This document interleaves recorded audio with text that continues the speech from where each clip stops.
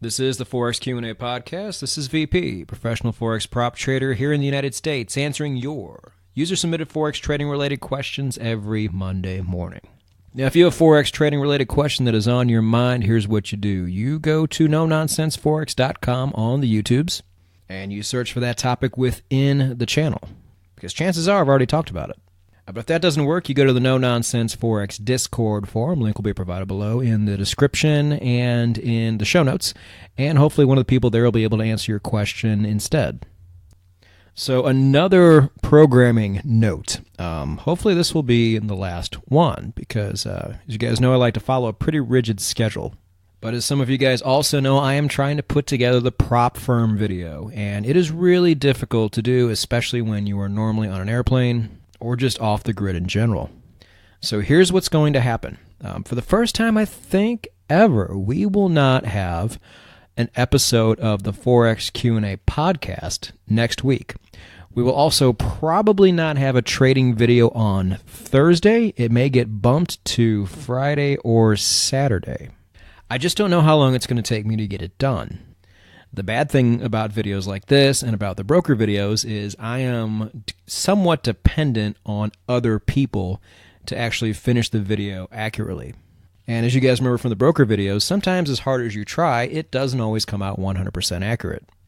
But stay tuned for that video this coming week. I just don't know about the day, so make sure you are subscribed to No Nonsense Forex on YouTube and make sure you've hit the bell and you will know right when it comes out. Whichever day or time that ends up being. It is the Forex Q&A podcast, and episode 61's question is from like 25 people. And I don't really like going back to back to back with trading psychology podcasts. I'm not sure what you would call last week's podcast, but it's kind of in that same vein in trading psychology. But the thing is, with this prop trading video coming out, whether you choose one of the firms that I recommend or you choose a different firm, many of you feel like you are ready right now. Some of you are ready, some of you are not.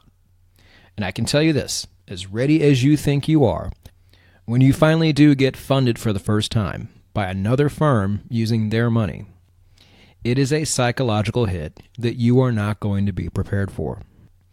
So while I can, I'm going to get you as close as humanly possible to make this transition as smooth as humanly possible, because you're going to feel it. And so without bearing the lead, the question is, have you ever read Trading the Zone by Mark Douglas? Short answer, not really. I've glanced over it, but never read it in the past because I was always told it was a stock trading book. And it's really not. So I downloaded it on the Amazon Kindle app and gave it a read this week. And every time I found something I wanted to talk about with you guys, I highlighted it. And then I had to go back and eliminate a lot of the highlighted parts because there were a lot of them. And unfortunately, there are just things I need to cut out to make a nice, short episode of a podcast. This happened last week. Last week's podcast could have easily gone 30 minutes, but some things did get cut for time. So, that being said, we need to jump into this. So, the late Mark Douglas wrote probably the most important book on trading psychology ever when he wrote Trading the Zone. Now, let me kind of work backwards here. Do I think, if you haven't read the book already, do I think you should go read it right now? As much as I really enjoyed the book, I'm going to say no. There's just too much in it. What's in it is excellent, but when it comes to your trading psychology and those encounters where it is going to have to come into play, the less you have to remember at this stage of your trading career, and I'm speaking for those who are either brand new or maybe 2 or 3 years in, which is probably the vast majority of people listening right now, the less you have to remember, the better. And this book gets really, really deep. So whenever you find yourself at a crossroads or you feel emotions are starting to get in the way, just consult my trading psychology playlist, because that's easy. You can find the video that applies to you, click it, and hopefully it will help solve whatever problem you're facing. Then, when the time comes to where you really don't need that playlist anymore, and you want to take this a little deeper, then it's probably time for the book. So this is just my opinion. However, There were some passages in that book that we just cannot ignore and I think are really important to talk about right before you guys start embarking on your prop trading careers. So we're already 5 minutes into the podcast. Let's get right to it. So right in the preface, it says, maybe 2 pages in, those traders who have confidence in their own trades, who trust themselves to do what needs to be done without hesitation, are the ones who become successful. They no longer fear the erratic behavior of the market. They learn to focus on the information that helps them spot opportunities to make a profit rather than focusing on the information that reinforces their fears. So I was only about 2 pages in, and I'm like, I like this book already. And he articulates it in a different way than I do, and a lot of times I think he does a better job. So what this paragraph means is just simply if a trade is there, take it. Trade your system, trade it every time, do nothing else. Then this next part is not really a takeaway so much, but I thank him for this because when people ask me how I trade, like what do I base my decisions on? Usually these are people who don't trade Forex. They're just curious. I just tell them, I say, I look at my charts and they tell me what to do. And this is always met with a very confused look. And then a lot of my friends who do trade are mostly stock traders. And so when I talk about technical analysis at all, it all just gets dismissed right away. But in the future, if you find yourself needing to explain to somebody how you trade, and you don't want to sound dumb like me, I just look at my charts, you can paraphrase this right here. Mark Douglas says, in other words, individuals develop behavior patterns, and a group of individuals interacting with one another on a consistent basis form collective behavior patterns. These behavior patterns are observable and quantifiable, and they repeat themselves with statistical reliability. Technical analysis is a method that organizes this collective behavior into identifiable patterns that can give a clear indication of when there's a greater probability of one thing happening over another. In a sense, technical analysis allows you to get into the mind of the market to anticipate what's likely to happen next based on the kind of patterns the market generated at some previous moment. All right, now that's a lot, but you can take pieces out of that, put them together, and make a perfectly good explanation as to what technical analysis actually is. These behavior patterns repeat themselves more often than they don't, and we here at No Nonsense Forex are looking for the indicators that pick up on these patterns the best. End of story. And then right after that, he kind of takes a shot at fundamental analysis by saying, on the other hand, fundamental analysis creates what I call a reality gap between what should be and what is. The reality gap makes it extremely difficult to make anything but very long-term predictions that can be difficult to exploit, even if they are correct. So perfectly said. This is why I always say, too, Forex fundamental analysis is for Forex investors, for people who are trading very long-term. Fundamental analysis is extremely hard to trade with because in the end, it is up to interpretation and not your interpretation. So this is just chapter 1, and Mark Douglas is already killing it. Now, there started to be a lot more gaps in between highlighted areas, but the next one, he says, the threat of pain generates fear, and fear is a source of 95% of the errors you are likely to make. Now, at first, I didn't really believe this. Then I thought about it. I'm like, well, yeah, I guess you could interpret it this way, absolutely, because not just the fear of missing out, because FOMO trades kill you in the end. And not just fear of not taking a trade and having it become a great trade, which I always say, in my opinion, is way worse than actually losing, but the fear of losing too much and not being able to get it back, and what that does to a trader and what that makes a trader do. A big fear that I faced with the prop firm my first year is like, man, what are they thinking on the other end? Are they happy with my performance? Because I struggled out of the gate because I took that big psychology hit. I just couldn't handle it. So these fears were starting to compound. So looking back on it, yeah, I think fear really does play a huge part. And how do we get rid of fear and every other emotion? 3 rules. Trade your system, stay the fuck out of the way, repeat. The next piece says, accepting the risk means accepting the consequences of your trades without emotional discomfort or fear. So once you have put the trade in, and set your levels, then que sera, sera. Whatever's going to happen is going to happen. You have no control over it. So just let the trade do what it was supposed to do. If it was supposed to lose, let it lose. You have back-tested and forward-tested your system to know that it comes out ahead long term. When you were back-testing, you were not sweating the results, and they came out really good. And then when you were forward-testing, if you did this part correctly, you should have learned over time that even though you're trading with fake money, to learn not to sweat the results, to let the trades do what they do. Now, when you're trading with another firm's money, and this trade is losing, and it's losing fast, you're going to want to bail. If the trade starts going your way, and it's about 10 pips away from your first take profit, and it starts stagnating and dropping a little bit, you're going to want to take profit right there. These are all really bad ideas long term. And how we make sure these mistakes don't happen is by doing what I told you to do a long time ago. Trade one time a day, and then do not look at your charts until that same time the very next trading day.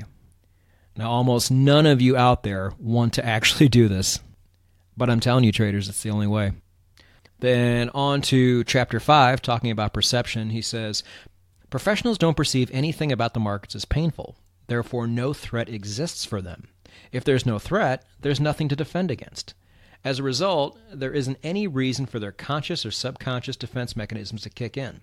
That's why professionals can see and do things that mystify everyone else. So this just reinforces what I said before. Professional traders nowadays are about as close to emotionless as you can possibly get. This is why algorithmic trading has gotten so popular. Want to make sure there's no emotion involved? Automate it. But as we've talked about before, I'm a big fan of discretionary trading over EAs, over Forex robots. So if you can be a discretionary trader who acts like a robot, you have the best of both worlds. The next thing I have highlighted is one of the things I actually disagreed with. I didn't disagree with much, but I did disagree with this. He says the second reason, I don't know what the first was, is that you don't have to travel anywhere to trade. All you need is access to a phone. So not in this system. You need more than a phone to trade the no-nonsense Forex way. And this has been a heartbreaking thing to tell people that I know don't have the means to get a laptop or a tablet. But if you're going to trade this way and trade effectively, you need more than a phone. And for those of you who do have phones, you should not have anything Forex related on it, for the reasons we talked about before. If you really want to be emotionless, you can't be looking at Forex things throughout the day. That includes price quotes, that includes your charts, that includes all of it. Take all that crap off your phone now and never put it back on. Next highlighted piece. Talking about casinos. Here we go. What casino owners, experienced gamblers, and the best traders understand that the typical trader finds difficult to grasp is this. Events that have probable outcomes can produce consistent results. If you can get the odds in your favor, and there's a large enough sample size, the best traders treat trading like a numbers game, similar to the way in which casinos and professional gamblers approach gambling. This is great. So why do casino owners spend billions of dollars on casinos? Because they know they're going to get their money back and then some. The numbers are in their favor all the time. You can mimic this strategy by doing exactly what we said before. Backtesting and forward testing are ways to know if your system actually works or if it doesn't. And if you have one that does, with a large sample size, there is no reason for you to sit there and do nothing with it. Let that thing do what it was born to do. Next piece. We have to be careful about what we project out into the future, because nothing else has the potential to create more unhappiness and emotional misery than an unfulfilled expectation. I believe I just talked about this last week. Your system that you back-tested and forward-tested to get 18% year after year might not get 18% this year. And if it doesn't, fine. This is your first time actually trading it for real, so I would actually expect it not to achieve the numbers you got when you were trading demo money. But that's going to be 1 year of experience now that you have had actually trading it. You probably made a bunch of mistakes this year regardless that you're not going to make anymore. So the right move is to stay the course. Let the results happen organically. Don't have goals. Prop firms might set goals for you, which we're going to talk about in the video, but you cannot let that affect the way you trade. If you have tested out a system that is capable of hitting those goals, you have to let it play out the same way it played out when you back tested and forward tested. You cannot start making changes halfway in just because you have these monthly or yearly targets you're trying to hit. Traders, does this make sense? We talked in episode 59 about desperation and how it absolutely takes a trader down every time. If you are falling short of these goals, as unpopular as this is to say, you're just going to have to fall short. Because if you let that desperation sink in, you are only going to make the situation worse. Now, this is a hard sell for somebody who is bought into a prop firm and is going to lose their job because they are not hitting their goals. I guess if it's a matter of that, I mean, it's unfortunate that you got yourself into this situation. That's kind of your fault for not vetting these firms the way you should. But, if you're 4% behind with a month to go and it's a matter of you keeping your job or losing your job, well then, all right, go for it. What other chance do you have? But do whatever you can to not get yourself in these situations, because there is no way to keep desperation out of the equation if you're constantly having these profit targets that you're trying to hit. Then the next highlighted part is not really something I'm even going to talk about. For those of you who have the book, Chapter 9, The Nature of Beliefs, there's a part in there about the phrase, life is wonderful. If you have the book, go read that paragraph. It has nothing to do with the podcast, but it was something that hit me. And these days, very few things I read have any kind of effect on me at all. But that paragraph did.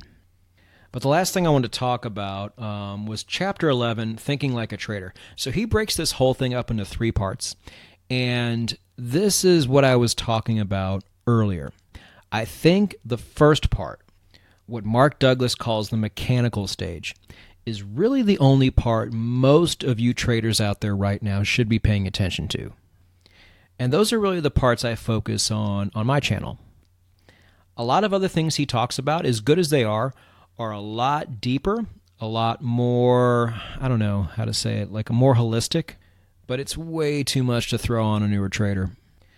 But I wanted to scrape the pieces I could to give all of you out there who are embarking on a possible career in Forex trading a few last little things to remember.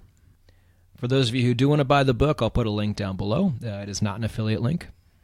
But for those of you who think you are ready to turn pro, I don't think I'll get the chance to say this in the video, but I wish you all the absolute best.